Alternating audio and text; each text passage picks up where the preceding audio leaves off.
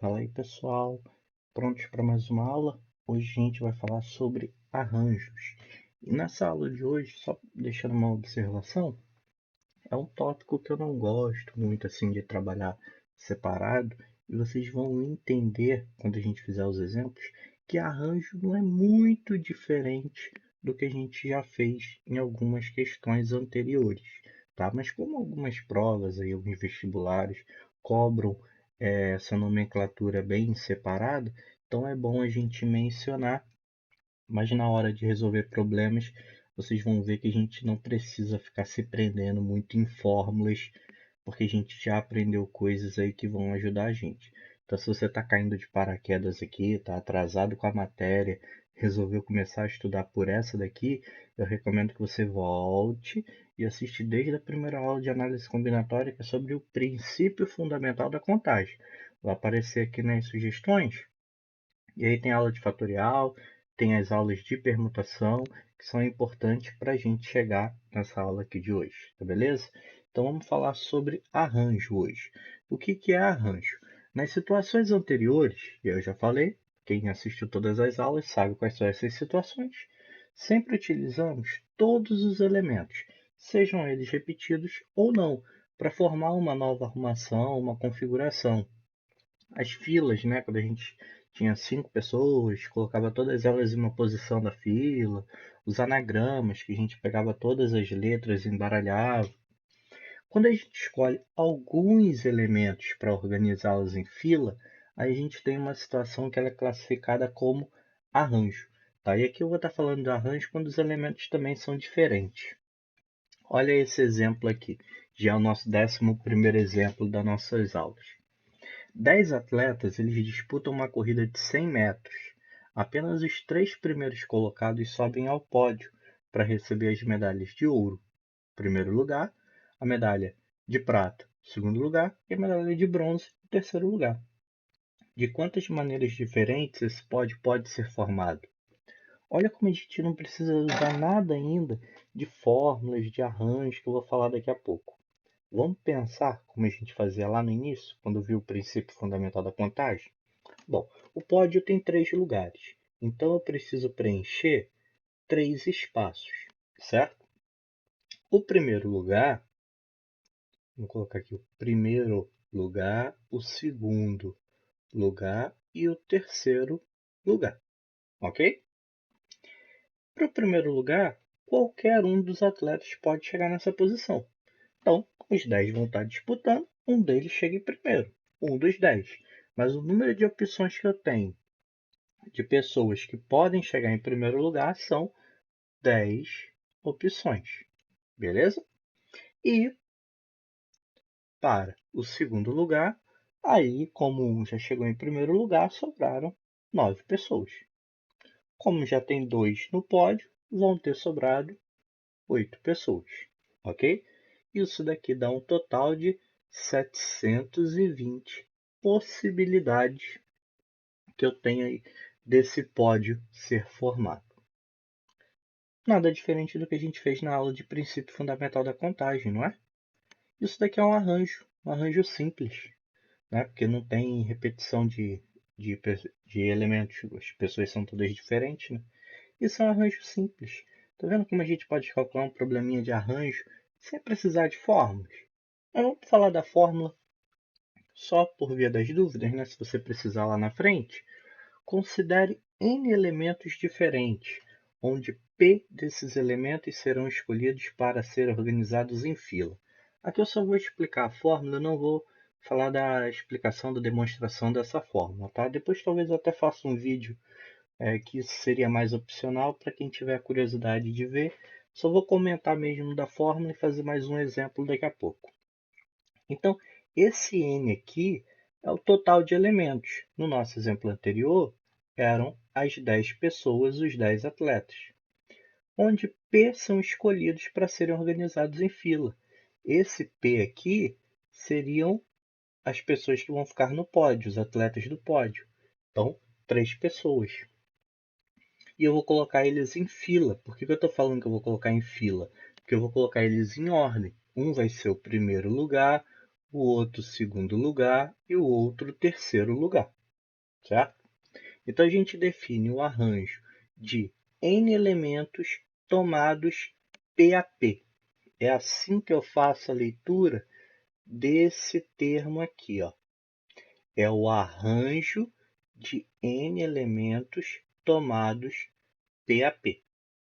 Isso daqui é igual ao número de elementos calculando o fatorial desse número de elementos, o n fatorial, dividido por n menos p fatorial, o número de elementos totais menos o número de elementos escolhidos. Vamos só fazer aquele exemplo anterior com essa fórmula aqui mesmo no rascunho. Eram 10 elementos, 3 que eu escolhi. Então, fica 10 fatorial dividido por 10 menos 3 fatorial. Isso é igual a 10 fatorial dividido por 10 menos 3, que é 7 fatorial. Ok? Aí a gente pode continuar aqui com as contas. Deixa aí como um exemplo aí para vocês praticarem a ideia do fatorial, terminar isso daqui. Tá? Vamos fazer só mais um exemplo, só para ver se entenderam bem essa ideia aqui, que não é algo exatamente novo, né? Então, João deseja pintar uma bandeira com 5 listras. Ele possui 12 cores distintas. Quantas bandeiras diferentes podem ser formadas? João vai pintar uma bandeira desse tipo aqui, ó, tá? Que não coloquei o desenho, estou colocando o desenho agora do problema. Bandeira listrada, ok? E aí ele vai colocar alguma das cores aí que ele usou, só que as cores são distintas, ou seja, não vai repetir cor. Então ele pode colocar o preto aqui, ele pode colocar o azul aqui, ele pode colocar o vermelho aqui, ele pode colocar um amarelo aqui, ele pode colocar um verde aqui. Tá? E ele pintou a bandeira de uma maneira qualquer. Então você vê que para pintar a bandeira é só a gente pensar em qual cor eu vou colocar em cada espaço da minha bandeira, certo? Então são 5 espaços para pintar. Deixa eu colocar aqui embaixo. São 5 espaços para eu pintar. Vou fazer 5 traços indicando isso. Para primeiro lugar aqui, a primeira faixa da bandeira, eu vou ter 12 cores. Para a próxima faixa, eu vou ter 11 cores. Depois, 10, 9 e 8 cores, certo? Então, o resultado do total de bandeiras é essa multiplicação aqui de 12 vezes 11 vezes 10 vezes 9 vezes 8. Ah, professor, e se eu quisesse utilizar essa ideia de arranjo, utilizasse essa ideia da forma, como é que eu faria? Eu faria assim. Vamos colocar aqui um ou. Como é que eu faria usando com a forma? Pensa, qual é o total de elementos que eu tenho? No caso, 12 cores. Então, vai ser um arranjo de 12 elementos, aonde eu vou escolher quantas. Eu tenho que pintar 5 partes, eu vou escolher 5 cores. Então, um arranjo de 12, 5 a 5. Vai ficar, então, 12 fatorial, né, dividido por 12 menos 5 fatorial. Lembrando que isso daqui é a fórmula do arranjo. Posso até voltar aqui para vocês. O 12 fatorial, que é o n, 12 menos 5, ok? E aí, quando eu começar a calcular, olha o que vai acontecer. 12 menos 5 é 7 fatorial, né? Então, eu vou abrindo aqui o meu fatorial em cima até chegar no 7 para cortar, fazer aquela simplificação com 7 fatorial de baixo.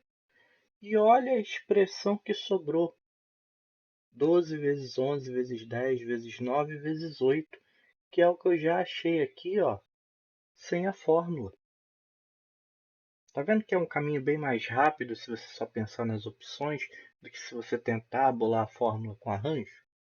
Então, às vezes, nem sempre fórmula pode ser o caminho mais rápido, mais direto, pode confundir um pouquinho vocês. Então, às vezes, um pouquinho de interpretação aí pode ajudar no problema, ok? Bom, então, para terminar, falta só ver qual é o resultado dessa multiplicação, certo? Então, se a gente fizer aqui a multiplicação, 12 vezes 11 vezes 10 vezes 9 vezes 8, o resultado é 95.040. Esse é o resultado. E aí, tanto faz, deixa eu só mudar aqui, tanto faz se eu vou responder aqui ou se eu vou responder aqui. É a mesma coisa, porque é a mesma expressão.